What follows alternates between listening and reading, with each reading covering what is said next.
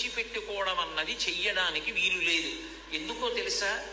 భగవన్నామాన్ని పలకడానికి కావలసిన ఉపకరణాన్ని ఇచ్చి భగవన్నామాన్ని పలకడానికి ఏ విధమైనటువంటి నియమాన్ని లేకుండా తీసేశాడు ఈశ్వరుడు. మిగిలిన ఏది చెయ్యాలన్నా ఏదో ఒక నియమం పాటించాలి. భగవన్నామం పలకడానికి మీరు కొత్తగా తేవక్కర్లేదు. నేను అభిషేకం చేస్తాను అన్నాను అనుకోండి, కనీసం నీళ్లు తెచ్చుకోవాలి.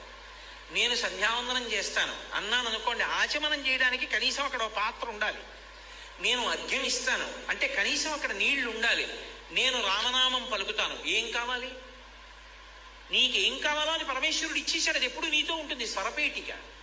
స్వరపేటిక కంఠంలో పెట్టాడు. ఆ స్వరపేటిక ఉన్న కారణం చేత నామమును పలకడానికి నీకు వేరొక వస్తువు అక్కర్లేదు. వేరు వస్తువులు తెచ్చి నువ్వు చేసినటువంటివన్నీ నీకు ఫలిస్తాయని నమ్మకం లేదు. మీరు యజ్ఞం చేశారనుకోండి, ఆ యజ్ఞం ఎలా చెయ్యాలో అలా చెయ్యాలి. అంతేగాని యజ్ఞం సరిగా చేయకపోతే యజ్ఞం ఫలితాన్ని ఇస్తుందని చెప్పడం కష్టం.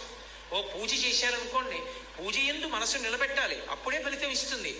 భగవన్ నామం పలికారనుకోండి, మీ మనసు అక్కడ ఉందా లేదాతో సంబంధం లేదు, నామం ఫలితాన్ని ఇచ్చేస్తుంది.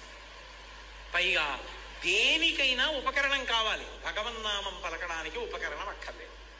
కాబట్టి నామము పలకడానికి ఏది అవసరమో దానిని భగవంతుడు ఒక్క మనుష్యుడికి ఇచ్చాడు. అంటే ఆయన ఉద్దేశ్యం ఏమిటి?